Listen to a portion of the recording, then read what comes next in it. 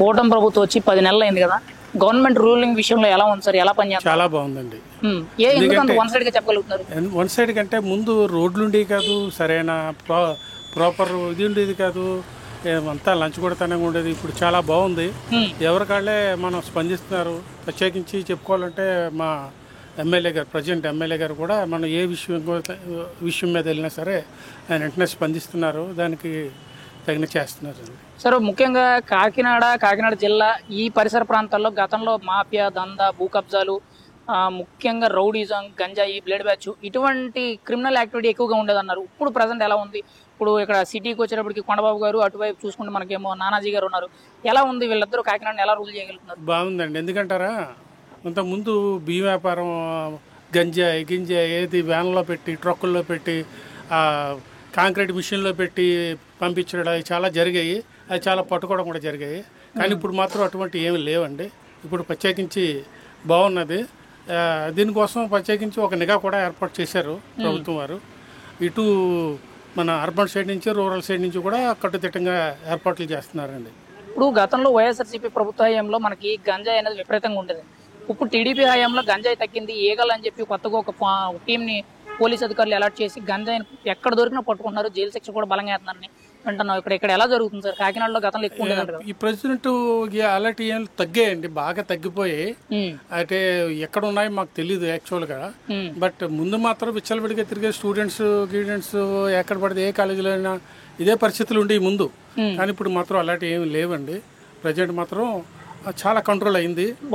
బాగుందండి. ఇప్పుడు నారా లోకేష్ గారు ఎలాంటి బాగా ఫోకస్ చేశారు? ఆయన విద్యాశాఖలో కానీ, ఐటీ శాఖలో కానీ ఎలా పనిచేస్తున్నారు? ఆయన మాత్రం నెంబర్ 1 విద్యాశాఖ అండి. ఆయన చేసే విద్యాశాఖలోనే ప్రతిదీ కూడా, ప్రతి విద్యార్థి కూడా సంతోషించకరమైన విషయాలు.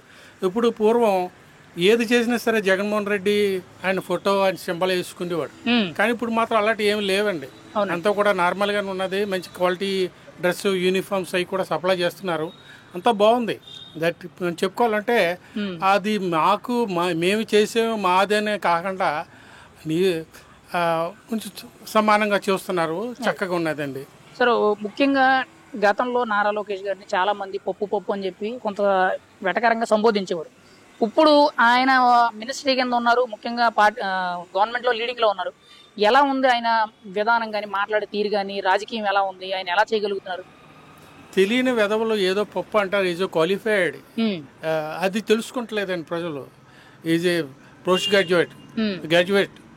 ఆయన చేసేది కూడా మంచి మంచి పనులు.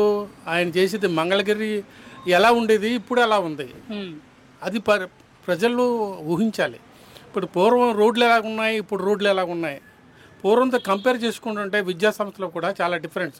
ఇప్పుడు 10th ఎగ్జామ్స్ అయ్యాయి. వాళ్ళకి ఎంతమందికి, మన లేడీస్లో కూడా చాలామందికి మంచి మంచి మార్కులు వచ్చాయి, మంచి ఇదే అయింది. ఇలాంటి ఎంకరేజ్మెంట్ జరిగితే ప్రతి ఒక్కరు కూడా మంచి అని అనుకుంటారు. తెలియని తక్కువ వేదవలు ఆయన ఏదో విమర్శించడం, అది ముఖ్యంగా వైసీపీ ప్రభుత్వం వారు చేసి అన్నీ కూడా ఇలాంటివే. కానీ జగన్మోహన్ రెడ్డి ఏటి చేశాడో ఒకసారి ఆయన్ని తలంచుకుంటే తెలుస్తుంది. జగన్మోహన్ రెడ్డి గారు అసలు పబ్లిసిటీ చేయలేదంటే, ఆయనకి ఎంత కోట్ల రూపాయలు అభివృద్ధి చేశారు, పథకాలు ఇచ్చారు, కానీ ఎక్కడ పబ్లిసిటీ చేసుకోలేదని చెప్తున్నారు. పథకాలు ఏమనిపించింది కదా? అవి దేనికి పనికొస్తాయండి పథకాలు? ఏది మన ఋషికొండ ప్యాలెస్ కట్టడానికా, లేక తాడేపల్లి ప్యాలెస్ కట్టడానికా? ఈ డబ్బులన్నీ ఎక్కడికి ప్రభుత్వం ఎక్కడి నుంచి తీసుకొచ్చింది? ఈ డబ్బులు ఎక్కడి నుంచి వాడుతున్నారు? ఇది ప్రభుత్వం డబ్బులే కదా. ఆయన ఆస్తులు ఎలా సంపాదిస్తున్నాడు, ఎక్కడి నుంచి వచ్చాయి? ఋషికొండ ప్యాలెస్ ఎక్కడిది? అది దేనికి? ఎందుకు 700 కోట్లు ఖర్చు పెట్టవలసిన పని ఏంటి? దాన్ని ప్రభుత్వం రోడ్లకు వేస్తే ఆ విమర్శ రాదు కదా. రోడ్లు చూస్తే అస్తవ్యస్తంగా పెట్టారు, ప్రజల విద్యా విధానం అలా ఉన్నది, ఎక్కడ పెడతారు రేషన్ మాఫియా, ఎక్కడ పెడితే అక్కడ గంజాయి, ఆ విధంగా ఉండే వైసీపీ ప్రభుత్వం అది పోయింది, దరిద్రం పోయింది. అదేండి. మరి మళ్ళీ ఇప్పుడు జగన్మోహన్ రెడ్డి గారు సీఎం అవుతాను, కూటమి ప్రభుత్వం, అదంతా కూడా కలబొల్లి మాటలండి. ఆయన సీఎం అవ్వాలన్నది కళ. ఇంకా అలాంటి వాళ్ళు రాకూడదు. ఒక్క ఛాన్స్ అంటారు ఆయనకి. ఇంకా అంతే అండి. అది ప్రజలన్నది చాలా తక్కువగా అంచనేశాడు ఆయన. ఏదో గొర్రెలు అనుకున్నాడు, ఏదో తెలివి తక్కువ వాళ్ళు అనుకున్నారు. ప్రజల్లో కూడా తెలివైన వాళ్ళు ఉన్నారు, చదువుకున్న వాళ్ళు ఉన్నారు, అది గమనిస్తలేదు.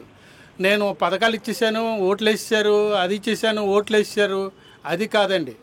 ప్రజలకు కావాల్సింది ఏంటి అది నేను పథకాలు ఇచ్చానంటే పెన్షన్ అలా పెంచేశాను అందుకే ఓట్లు వేసారు ఇదే మరి సరైన బుద్ధి చెప్పారు కదండి. 151 సీట్ నుంచి 11 సీట్లకు వచ్చాయి కదా.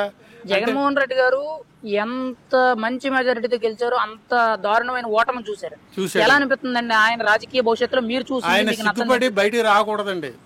ఆయన సిగ్గుపడి ఇంట్లోంచి బయట రాకూడదు జగన్మోహన్ రెడ్డి అని ఆయన.